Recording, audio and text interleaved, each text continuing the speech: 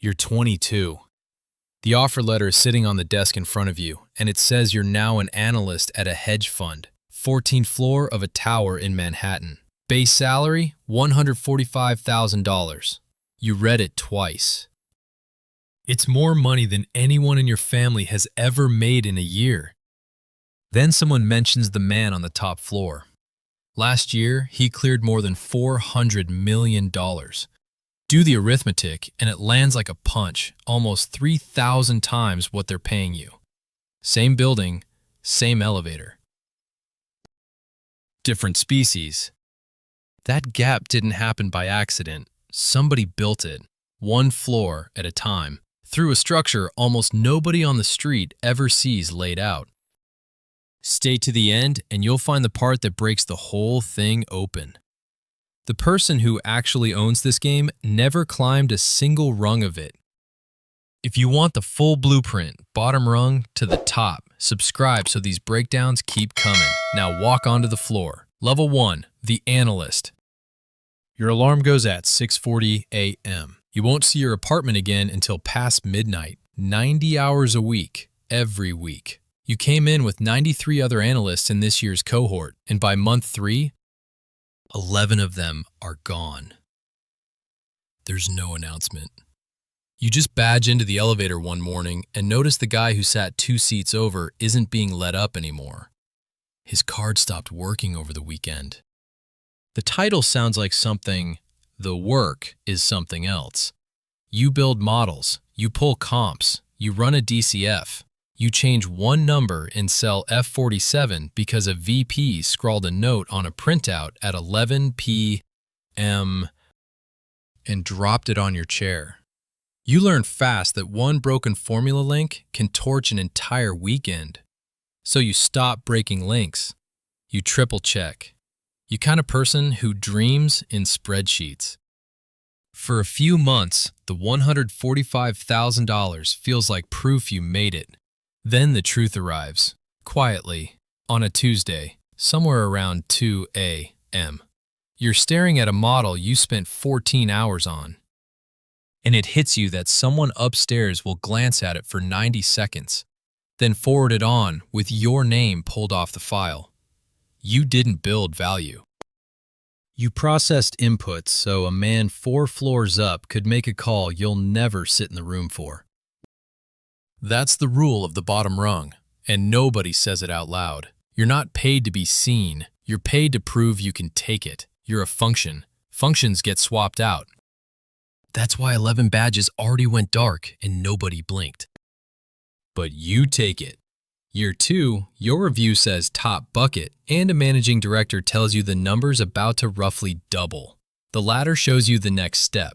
Level 2, the associate. You're 24. Base is around $300,000 now, and for the first time, there are people below you. 4 analysts wait on your instructions, and one night, you catch yourself doing it, scribbling on a printout at 11 p.m. dropping it on a kid's chair on your way out. And you feel the weight of which side of that you're on now. You touch a real deal, a $50 million acquisition. You learn its grammar the way you once learned to read the LBO, the EBITDA multiples everyone fights over, the term sheet that gets argued for 2 solid weeks. The acronyms stop sounding like acronyms. You feel sharp. You feel, finally, like you're in it. Then, one afternoon, something rearranges in your head and never goes back. 2 teams have modeled a deal for 3 months, thousands of hours. You're in the room when it gets decided, and it takes 4 minutes. A phone call between 2 men you have never met and never will. Nobody opens a spreadsheet. One says a name, the other says a number. Done. And you get it. The 200-tab workbooks, the precision down to the last decimal, all of it is set dressing. It's the story they tell afterward to justify a decision that got made somewhere you weren't invited. The real machine isn't math. It's relationships, closed rooms, and phone calls you don't have the number for. You gain the right to direct a handful of people. You lost the comforting idea that being good at the work is the thing that moves you.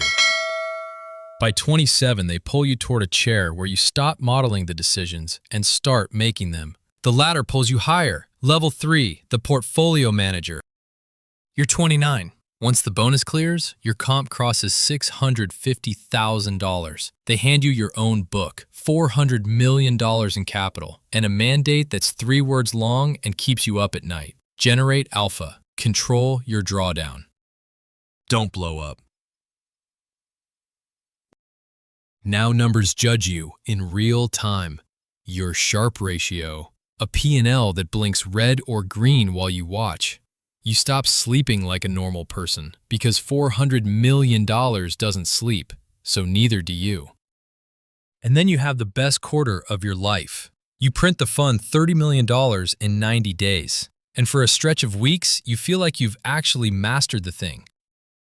If you've made it this far, this channel was built for someone exactly like you. One subscribe keeps these breakdowns alive. Back to it. Because the floor tilts again.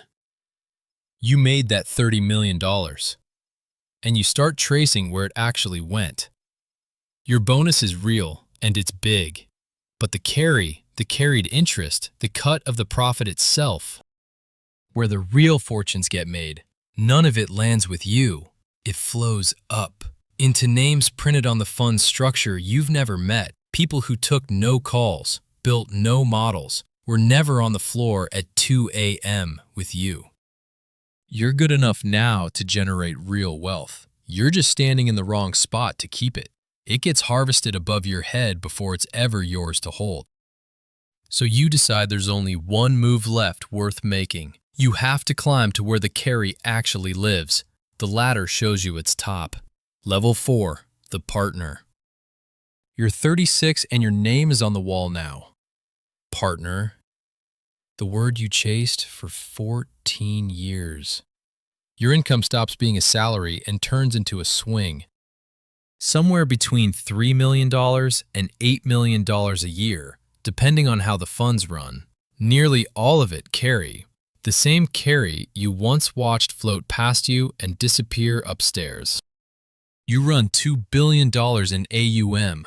You sit at a table with 11 other partners, 12 people in a room, and in one afternoon meeting, you sign off on winding down a portfolio company and cutting 1,400 jobs. 1,400 people who will work the rest of their lives, never knowing your name, decided theirs. You speak the whole language without thinking now, GP and LP, the waterfall that sets who gets paid and in what order. The clawback that can reach back years and pull your carry out of your hands. The 2 in 20 that quietly pays for your entire life.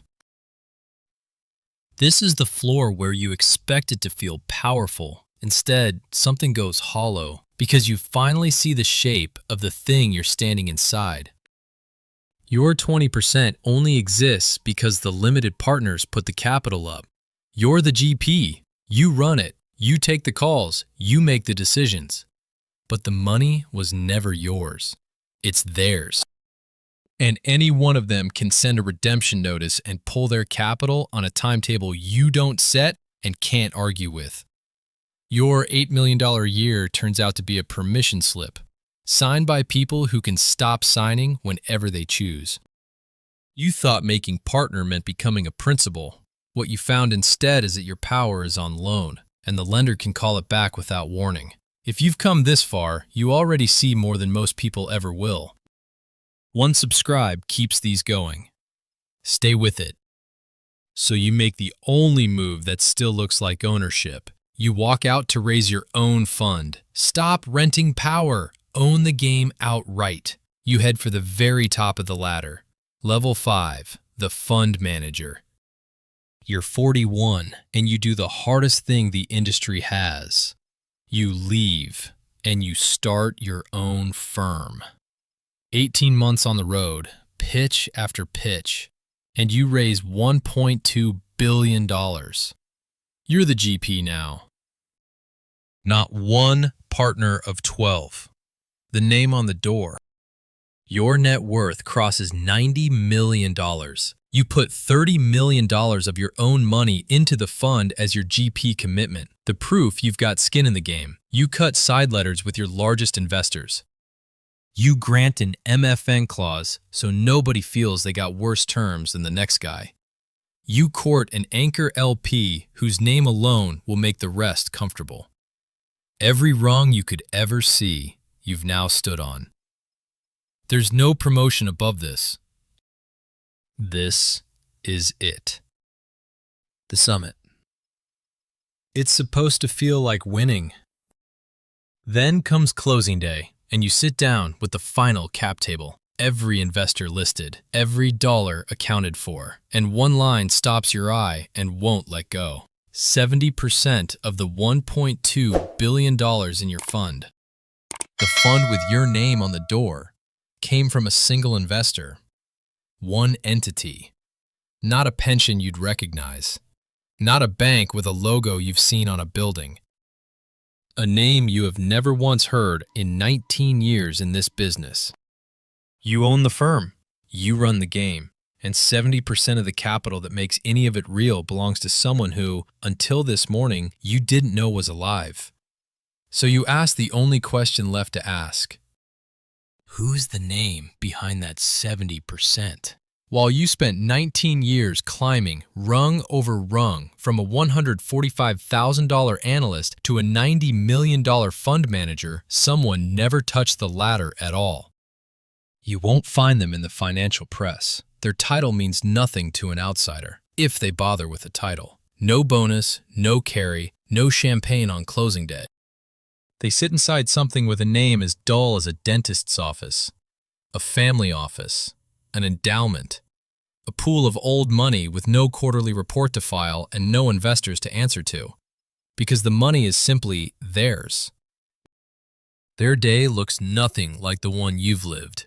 No 90-hour weeks, no model at 2A, no P&L blinking at them. They do one thing. They allocate. They place capital into hundreds of funds. Funds exactly like yours, and they take a slice of the fees and the profits off every single one. They never pick the winning trade. They own a piece of everyone in the building who's trying to. And here's the number that ends the story you've been telling yourself for 2 decades. This entity runs more than $400 billion. They were the 70%. They were the name you'd never heard.